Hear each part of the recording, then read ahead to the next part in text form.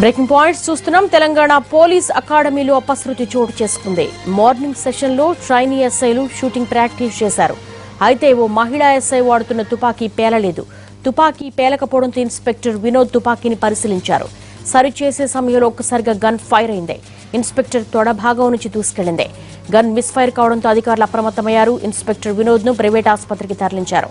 ఈ సంఘటనపై సమగ్ర విచారణ చేస్తున్నట్లుగా అధికారులు తెలిపారు.